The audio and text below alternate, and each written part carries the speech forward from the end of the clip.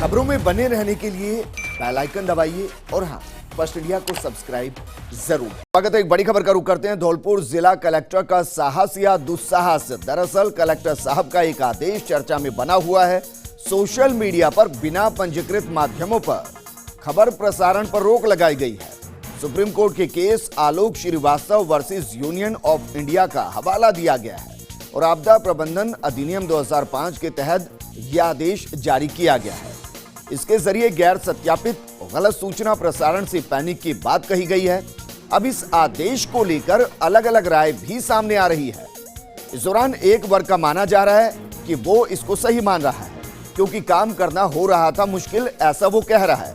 तो वहीं कुछ लोग इसे अभिव्यक्ति की आजादी से भी जोड़ रहे हैं।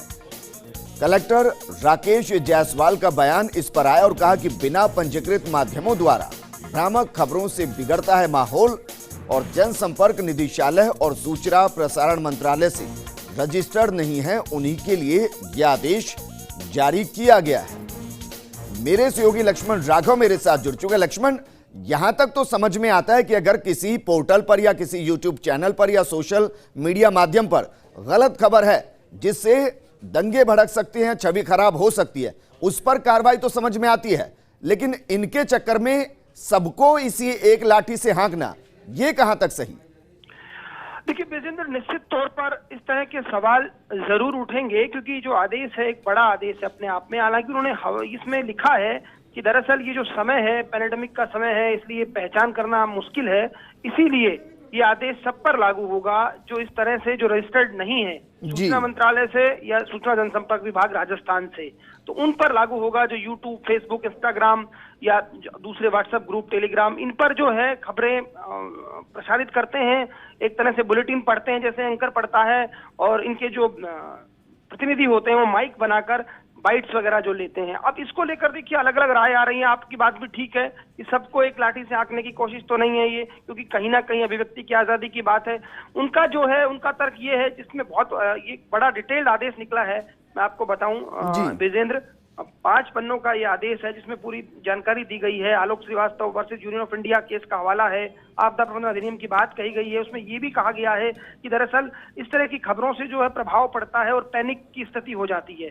लेकिन ये तमाम चीजों के साथ साथ मुझे लगता है कि थोड़ा और इसमें जरूरत थी, क्योंकि कई बार होता क्या है कि हम इस तरह से किसी की अभिव्यक्ति की आजादी पर प्रतिबंध नहीं लगा सकते। लेकिन जैसा कि मैं कह रहा हूं कि कुछ लोगों का ये कहना है और ये अधिकारी की जो वर्ग है वो ये मान रहा है कि दरअसल इस समय हर व्यक्ति काम कर रहा है, कोई ना कोई, चाहे वो डॉक्टर है, दूसरा वो है, उसके पास जो बहुत बड़ी संख्या में ये लोग पहुंच जाते हैं यूट्यूब चैनल और ये वाले, तो ऐसे में बड़ी दिक्कत होती है, किसे मना करे। बिल्कुल राघव, लेकिन मेरा सवाल ये है कि एक तरफ ये मान लिया जाए अगर कोई फेक न्यूज है, भ्रामक न्यूज है, और अगर वो रजिस्टर्ड यूट्यूब चैनल पर भी चलती है तो उसके खिलाफ भी कार्रवाई का तो अधिकार है, तो कार्रवाई सीधी की जाए ना। जो इस तरीके की भ्रामक खबरें फैला रहे हैं, सबके ऊपर इसको कंट्रोल करने की जरूरत क्यों?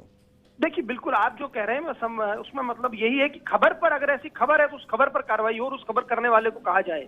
आपका जो कहना है वो बिल्कुल ठीक बात है और दरअसल ये बात निकलेगी भी, क्योंकि जिस तरह की बात कही जाती है, क्योंकि ये नहीं हो सकता कि किसी को बंद कर दिया जाए। लेकिन उनका जो तर्क है और जो इस पत्र को मैं पढ़ रहा हूं, जो आदेश जारी किया है, उसमें उन्होंने डिटेल्ड ये कहा है कि कहीं ना कहीं ये इस तरीके से परेशानी हो रही है और दिक्कतें आ रही हैं। लेकिन आप ठीक कह रहे हैं कि पर्टिकुलर खबरों को चिन्हित किया जाना चाहिए। यदि ऐसी कोई भ्रामक प्रचार कर रहा है, कहीं कोई गलत खबर चला रहा है, तो उस खबर पर कार्रवाई होनी चाहिए, न कि उस मीडियम पर, उस माध्यम पर। जी बिल्कुल लक्ष्मण, आपको रोकना चाहूंगा, हमारे साथ कलेक्टर साहब खुद जुड़ गए हैं, राकेश जायसवाल जी। राकेश जी, जानना चाहेंगे कि देखिए मंशा आपकी ठीक है कि अगर कोई भ्रामक खबरें फैला रहा है, अगर कोई गलत दिशा में खबरों को प्रसारित कर रहा है तो उसके खिलाफ कार्रवाई होनी चाहिए। लेकिन सर, क्या वाकई में आपको लगता है कि इस तरीके से पूरे सोशल मीडिया को बैन करने की कोशिश नहीं की जा रही? ये एक भ्रांति है कि सोशल मीडिया को बैन किया गया है जी। मैं यहाँ स्पष्ट करना चाहूंगा कि हमने ये केवल अपने आदेश में ये कहा है कि सोशल मीडिया के जो डिफरेंट चैनल, जो प्लेटफॉर्म्स हैं, चाहे यूट्यूब हो, फेसबुक हो, व्हाट्सएप हो, ट्विटर हो, टेलीग्राम हो, इनका जर्नलिस्टिक एक्टिविटी यानी पत्रकारिता के कार्य के लिए संचालन, न्यूज चैनल के रूप में संचालन, वो बिना कॉम्पिटेंट रेगुलेटरी बॉडी से परमिट, लाइसेंस या अनुमति लिए नहीं हो सकता है जी। जहां तक अभिव्यक्ति की स्वतंत्रता का सवाल है तो हमने किसी की अभिव्यक्ति को बाधित नहीं किया है। हमने केवल ये कहा कि यदि न्यूज चैनल के रूप में संचालन कर रहे हैं तो आप कॉम्पिटेंट रेगुलेटरी बॉडी से परमिट लें। मैंने सुप्रीम कोर्ट के आदेश का भी हवाला दिया है जिसमें कहा गया है कि एपिडेमिक के साथ साथ हम इंफोडेमिक की भी लड़ाई लड़ रहे हैं। और ये जो फेक न्यूज, इनएक्यूरेट न्यूज का जो मसला है और बिना तथ्यों के सत्यापन के जो समाचार प्रकाशन का मामला है, समाज में उत्तेजना फैल सकती है, अराजकता फैल सकती है, लोगों में वैमनस्य फैल सकता है। उसको देखते हुए सेक्शन 54 डिजास्टर मैनेजमेंट एक्ट और एपिडेमिक डिजीज एक्ट के प्रावधानों के तहत इनके संचालन पर बैन किया गया है। सोशल मीडिया को अपने आप में कोई बैन नहीं किया गया। जी राकेश जी, मैं जानना चाह रहा हूं कि अगर कोई भ्रामक खबर फैला रहा है, अगर कुछ गलत प्रसारित कर रहा है, तो वैसे ही अधिकार है उसके खिलाफ कार्रवाई करने का? तो सर मैं ये बताना चाहूंगा कि सोशल मीडिया के जो प्लेटफॉर्म्स हैं उन पर पत्रकारिता की गतिविधि का संचालन अनुमति नहीं है। उसके लिए उनको ministry of information and broadcasting और सूचना जनसंपर्क निदेशालय से अपने आप को रजिस्टर्ड कराना पड़ेगा। जी, बिना रजिस्ट्रेशन के वो सूचना का प्रकाशन ही नहीं कर सकते। जी, आप ये कहना चाह रहे हैं कि जो रजिस्टर्ड हैं और जो इस वक्त काम कर रहे हैं उनके ऊपर ये लागू नहीं हो रहा है और उनको कोई समस्या नहीं है?